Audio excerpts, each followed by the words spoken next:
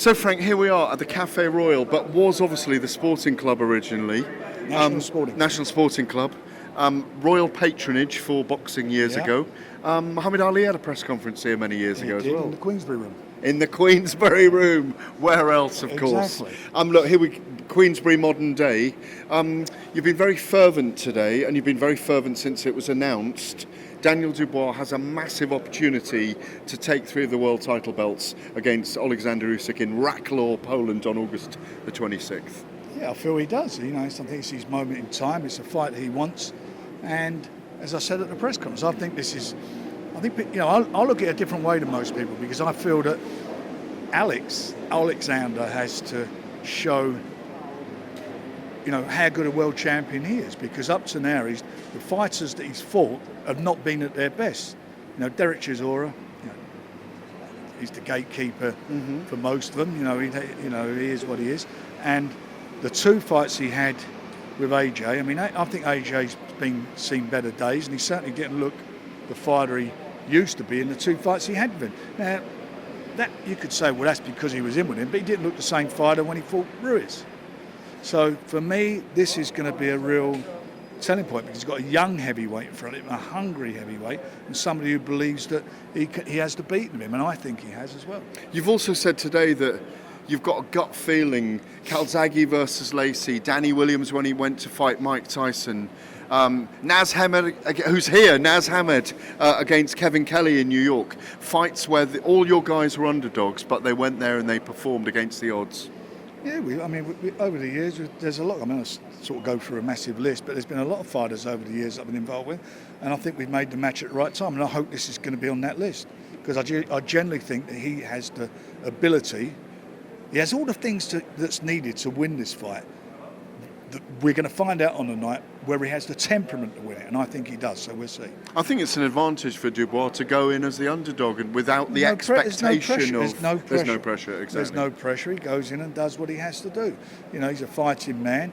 He knows what it's like to be hurt in fights. He knows what he has to do.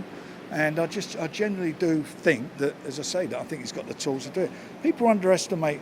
We know he's a big puncher. I know he's got a fantastic jab, but they underestimate how fast he is. The big Thors happen in the heavyweight division. Here he is, the big Thor. Me and him are next. We're next. Steady. Yeah. The big Thors happen in the heavyweight division this week.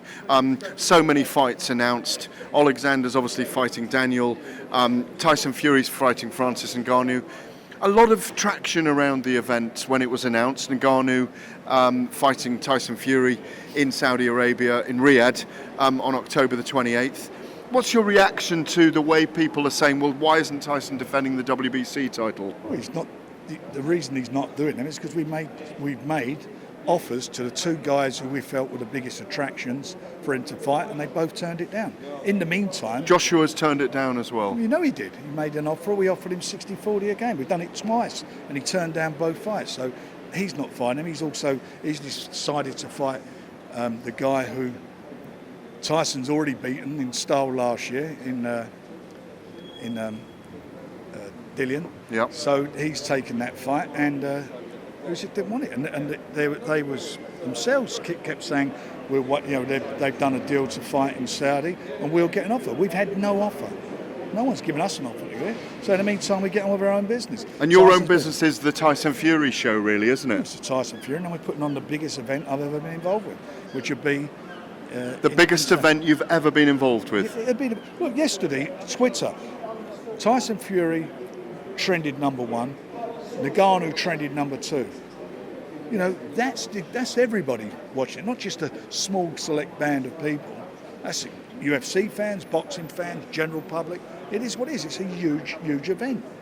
And the fact it is a huge event, I just want to point to the fact that this will be seen as me defending you, but Eddie Hearn came out a few months back and said that if he could have got Anthony Joshua in a ring with Francis Ngannou, it's there on record, he would have taken that fight as well. He said he was trying to make it, and it's a massive fight. Well, it is even bigger than massive, because Tyson's undefeated. AJ at that time, he had 3 or 4 defeats on his card by then.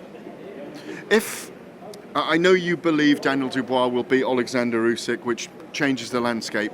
If Usyk defeats Daniel on August the 26th, is there a prospect of getting Tyson Fury and Usyk in the ring for this undisputed title? We'll speak with the people that we're working in Saudi, and we've had a sort of brief conversation, and if Tyson wants it, which I know he does, and they certainly want it, and we do, then we'll make an offer. Do the Saudis want that undisputed fight over there? Well, they kept, one side have said they do. We just want to get it on. But before we do that, we've got this massive event on that is going to be. This is going to absolutely break all box office records. You came on talkSPORT. I was there with you on the day when you were on White and Jordan. You said it's a game changer.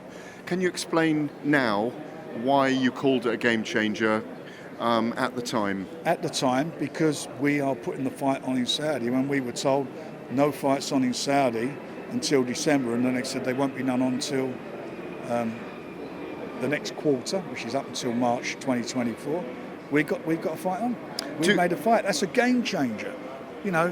It's a game changer, and who we're dealing with there are real, absolutely determined people to make big events happen, and they've made it happen. This is Riyadh season. It's the Saudi government, isn't it? It's opening Riyadh Festival. It's opening it. That's how big the event is. It's huge. Does it make it easier, or are they a rival promotional group, skills challenge? I don't know. You've got to ask them. I mean, all our focus on is who we're working with. Who we're working with are fabulous people who, what they said they was going to do, they've done. They've not messed around. They've done it.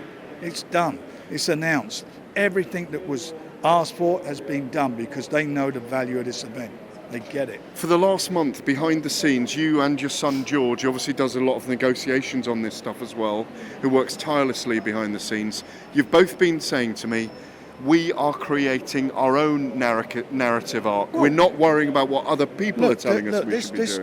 This was done through Tyson, Spencer, a Gold Star. Spencer Brown, and ourselves got involved. That is how this has been done. It's been put together. It's a huge, huge event.